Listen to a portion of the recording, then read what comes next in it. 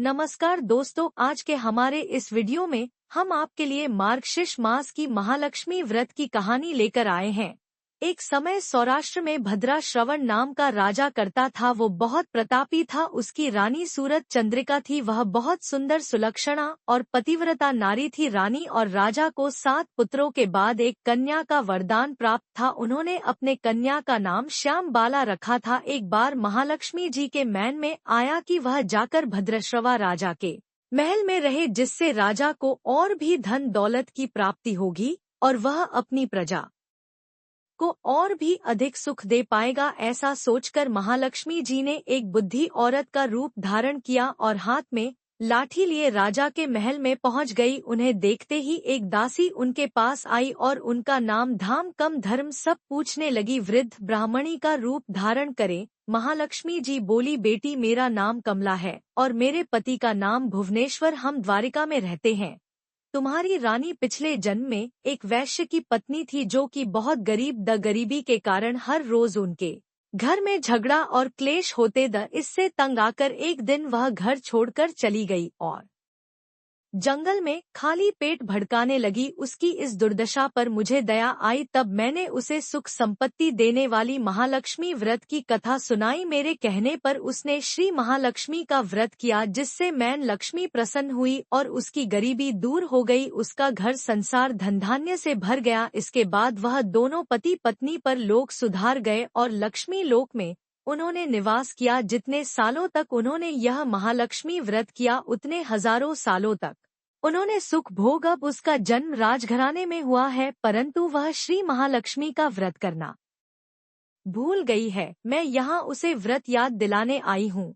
यह सब बातें सुनकर दासी ने उसे वृद्ध महिला को प्रणाम किया। फिर श्री महालक्ष्मी व्रत की पूजन विधि पूछी। तब उसे वृद्धा के रूप में आई महालक्ष्मी ने दासी को महालक्ष्मी व्रत की पूजा की संपूर्ण विधि बता दी। फिर दासी ने उसे व्रत ब्राह्मणी को प्रणाम किया और महल के अंदर रानी को बताने चली गई। उधर रानी को अपने ऐश्वर्य पर बहुत घमंड था। दासी द्वारा बताई गई वृद्ध महिला की बातें सुन रानी आग बबूला हो गई और द्वार पर खड़ी महालक्ष्मी पर बरस पड़ी। वो नहीं जानती थी कि साक्षात महल लक्ष्मी बुद्धि महिला का रूप धारण कर उसके द्वार पर आई है। रानी का बुरा व्यवहार और अपना अनादर देखकर माता लक्ष्मी ने वहां रुकना ठीक नहीं समझा। वो वहां से तुरंत चल पड़ी। रास्ते में उन्हें रानी की पुत्री राजकुमारी श्यामबाला मिली। उसे वृद्ध महिला ने राजकुमारी श्यामबाला को उसकी मैन के बुरे व्यवहार की सारी बात बता दी। यह सन श्यामबाला ने महालक्ष्मी जी से अपनी मैन के व्यवहार की क्षमा मांगी। माता लक्ष्मी को राजकुमारी पर दयाए गई। उन्होंने श्यामवाला को महालक्ष्मी व्रत के बारे में बताया। श्यामवाला ने श्रद्धा और विश्वास से श्री महालक्ष्मी व्रत किया। फलस्वरूप राजा सिद्धेश्वर के सुपुत्र राजकुमार मलाधर से उसका विवाह हो गया। वो अपने पति के साथ ससुराल में आनंद से दिन बिताने लगी। उधर दूसरी ओर महालक्ष्मी जी का रानी पर प्रकोप हुआ, जिसके कारण राजभद्र श्रवण का संपूर्ण राज्य नष्ट हो गया। खाने तक के लाले पद गए। ऐसी हालत में इधर उधर भटकते हुए राजा और रानी जंगल में रहने लगे। एक दिन रानी राजा से बोली, स्वामी हमारे दामाद इतनी बड़ी राजा हैं, धनवान है, ऐश्वर्यशाली है, उनके पास जाकर उन्हें अपना हाल बताइए, वो जरूर हमारी मदद करेंगे। यह सन राजा भद्रा श्रवण अपने दामाद के पास जाने को तैयार हो गए। दामाद के राज्य में पहुंचकर वह एक तालाब के किनारे विश्राम करने लगे। वहां आती जाती दशन ने उन्हें देखा तो विनम्रता से पूछने लगी कि आप कौन हैं।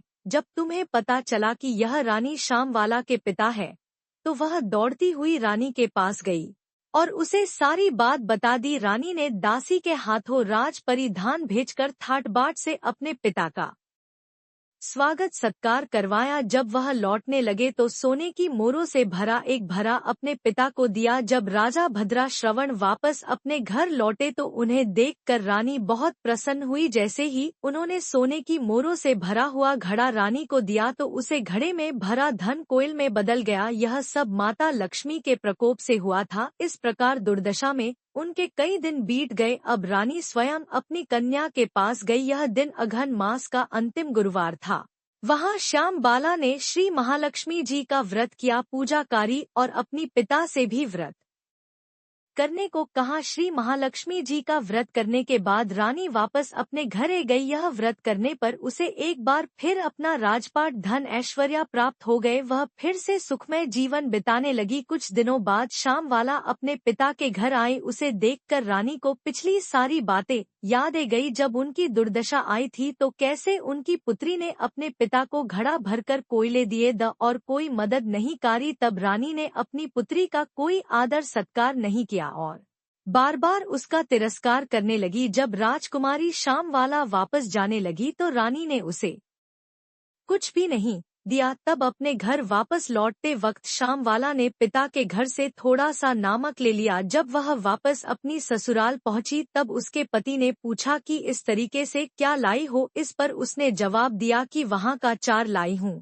तब पति ने पूछा इसका क्या मतलब हुआ। श्यामवाला बोली धीरज रखिए, सब पता चल जाएगा। उसे दिन श्यामवाला ने कई तरह के पकवान बनवा और उनमें नमक नहीं डाला और बिना नमक का भोजन अपने पति को परोस दिया। जब राजा को भोजन में कोई स्वाद नहीं आया तो वह बोला आज ये खाना कैसा बेस्वाद बना है। तब श्यामवाला ने राजा की थाली में अपने पिता के यहाँ से लाया हुआ नमक डाल दिया जिससे भोजन में स्वाद आने लगा। तब श्यामवाला अपने पति से बोली यही है मेरे मायके से आया हुआ सर। पति को उसकी बात सही लगी। वह दोनों भोजन करने लगे। इसी प्रकार जो भी व्यक्ति पूरे श्रद्धा भाव से महालक्ष्मी जी की पूजा करता है उसे महालक्ष्मी की कृपा अवश्य प्राप्त होती है। सुख, संपत्ति और शांति की भी प्राप्ति होती है। सभी मनोकामनाएं पूर्ण होती है। हे मां महालक्ष्मी जैसी कृपा श्यामवाला पर कारी वैसे ही इस कहानी को कहते सुनते और हुंकार भरते सब पर करना। जय मैन लक्ष्मी।